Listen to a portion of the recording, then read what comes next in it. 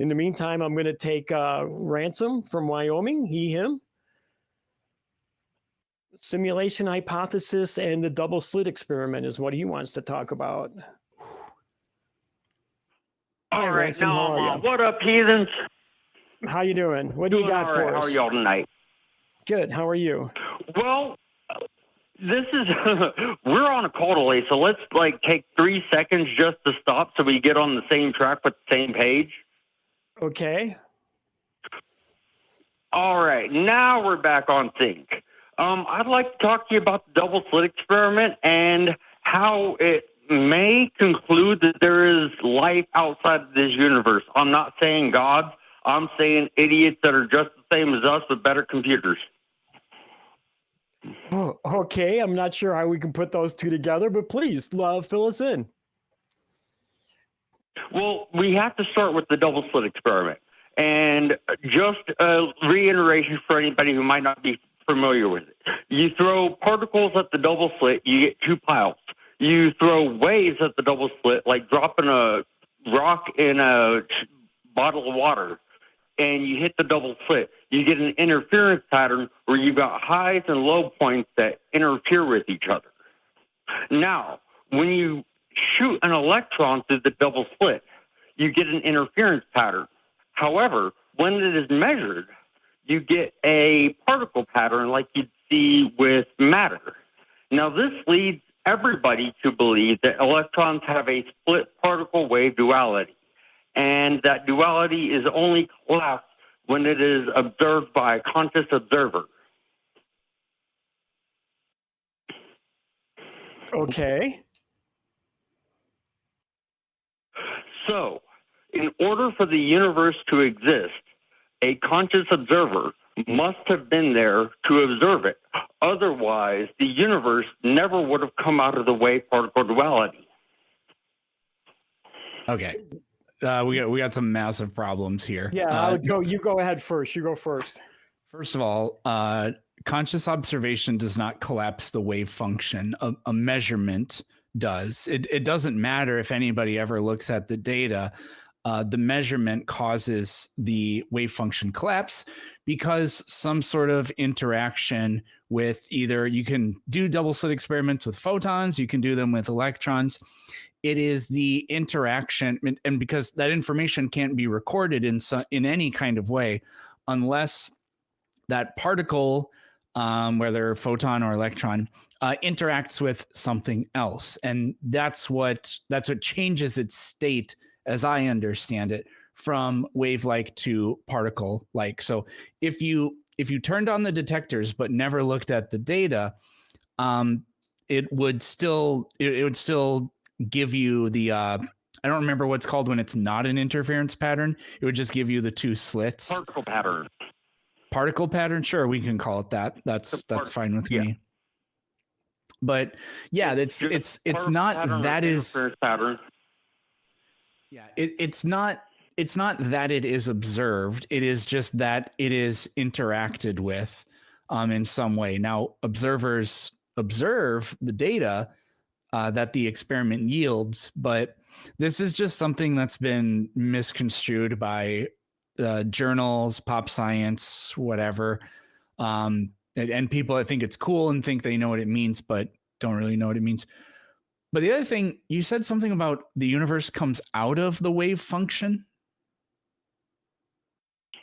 Right. And I was waiting for you to say that first part because I want to touch on that first part before we get into that. But that was the old experiment. The new experiment with the quantum eraser actually splits a photon into an entangled pair. And every particle is measured that hits the right side, for the sake of argument. The right side of the entangled pair. Everything is measured, but only when they hit posts C and D are they observed. Now, when they've hit posts A and B, they're still measured, but not observed. And posts A and B pose an interference pattern, while posts C and D give you a particle pattern. So even though it's measured, without the observation, it still gives you an interference pattern.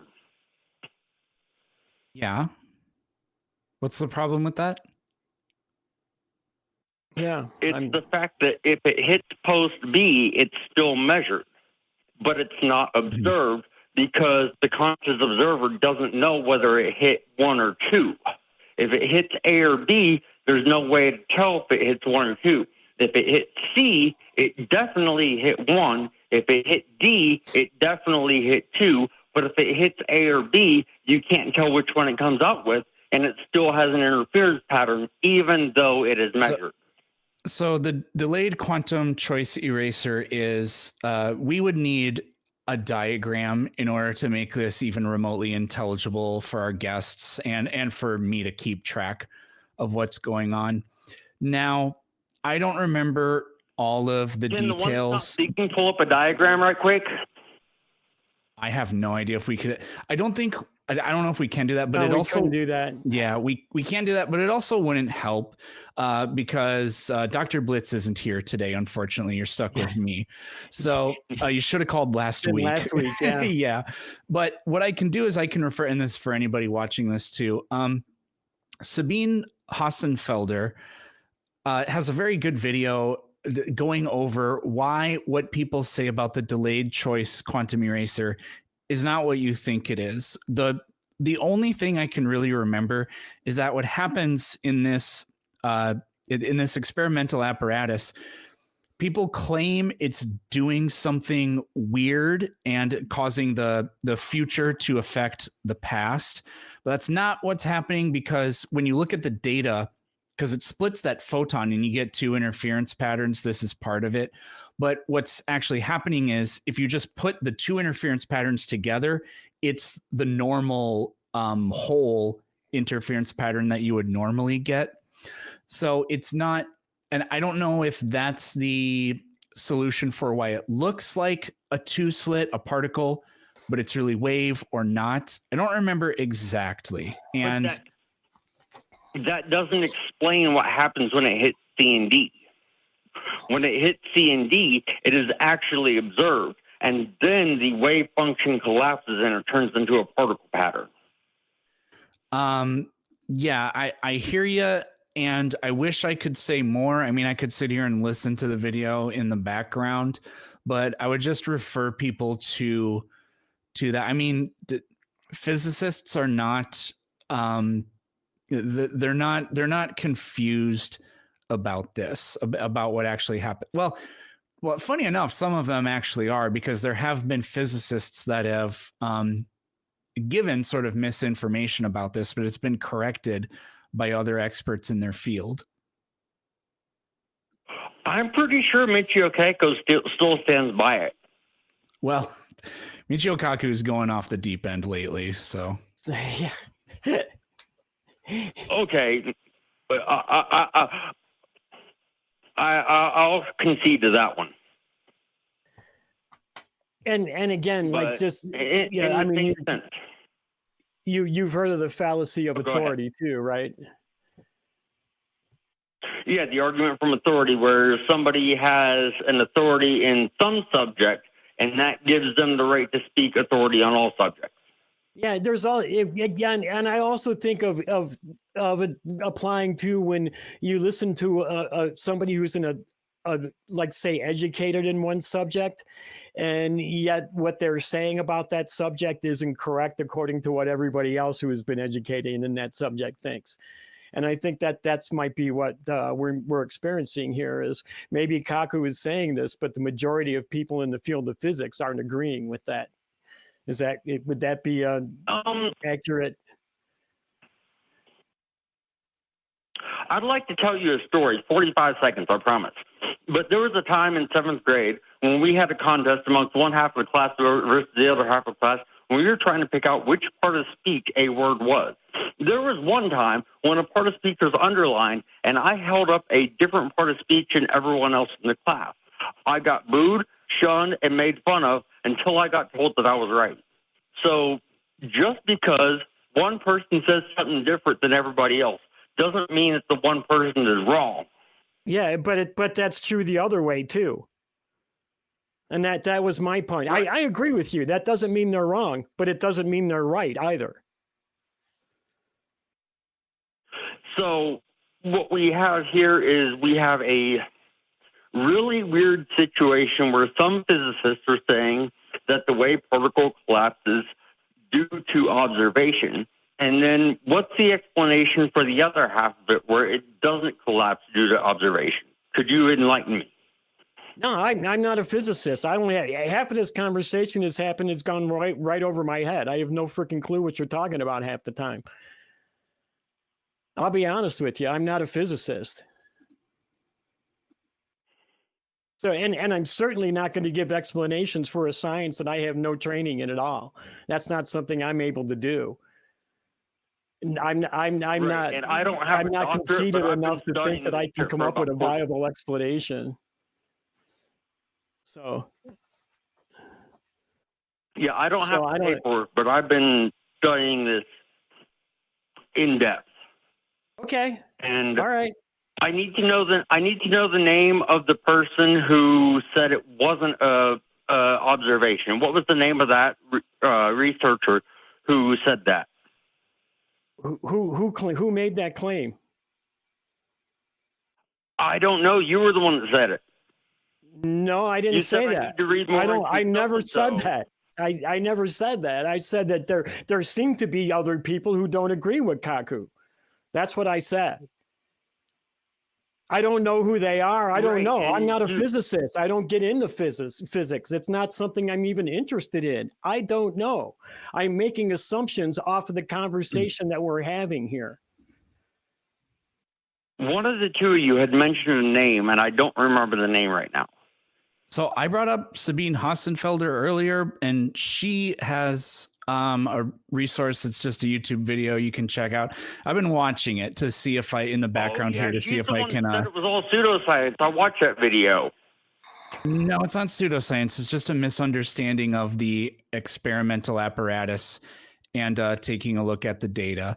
Because again, when you split this photon, it creates two different sets of patterns. And so it creates what's an happening pair. Yes, I know. So I can kind of tell you a little bit better than before what is happening in this experiment. So I just got to draw you a little pretty picture. So what happens is you get all of these particles. I got to draw a whole bunch of dots here. So bear with me. I'll try not to take too long. So this is just a big blob of dots, right? So that's the particle one, because there's no actual pattern going on here. They just all end up, they're not super concentrated. It's two blobs. I know. I'm getting there. What happens is when you run this experiment, when you split that photon, what it does is it creates the exact same pattern, but in two different places. Because the photon is entangled and split, it takes, I tried to circle them, but it takes some of those clusters of photons and then it puts them on one screen, and then the other cluster of photons gets put on the other screen.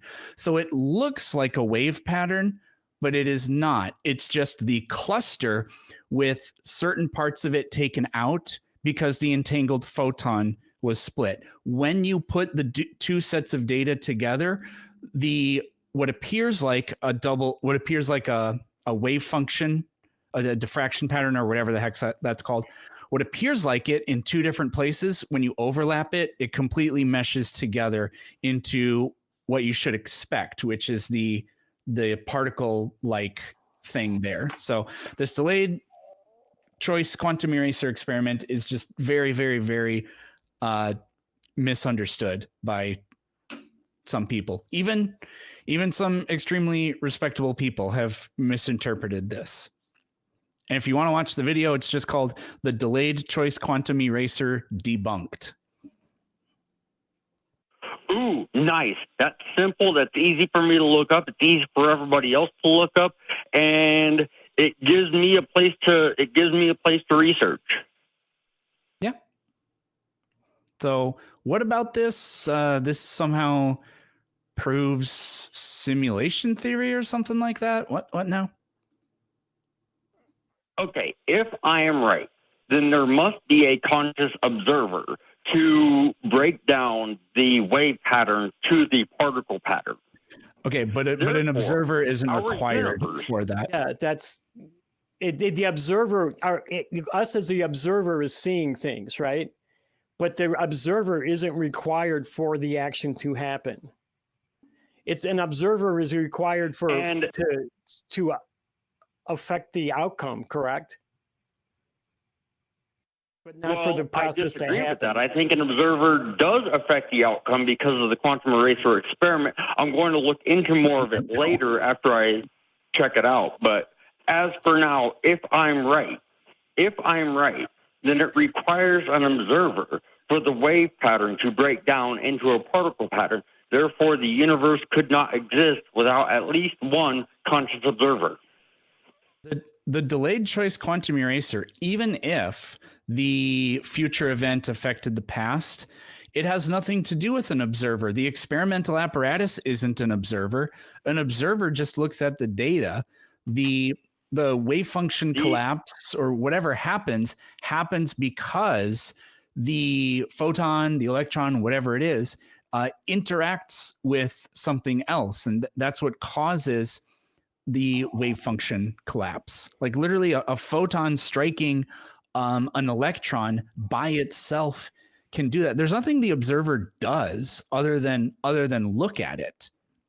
But if there's I'm glad you brought that up. If there's an observer, whether it be God, whether it be whatever simulated our universe or whatever, if there's an observer and it's out there, it's in a dimension above us or whatever, and it knows all, can see all, then all wave functions should always be collapsed because of this very pernicious and omnipresent thing that is there. But since they're not, I think we can... Not necessarily. We're going to call you a conscious observer playing Skyrim. Let's call you a conscious observer playing Skyrim. Okay, now, I'm playing Skyrim. Now what? When you're looking at High Rothgar, the mountain is not rendered. When you turn around and look at the mountain, High Rothgar is not rendered. So therefore, it would not be necessary for a conscious observer to observe everything at once because it just won't be rendered if you're not observing it. Ransom, I've got a few more calls. I'm running out of time here. I find this call interesting. I find the conversation interesting, but I really need to move on. I really do. I would love to have you call back and continue this conversation. I'll be on quite a bit over the next few weeks. If you want to talk to me, Dan will be back when he gets back from his honeymoon if you'd like to talk to him. But I encourage you to please call back, okay?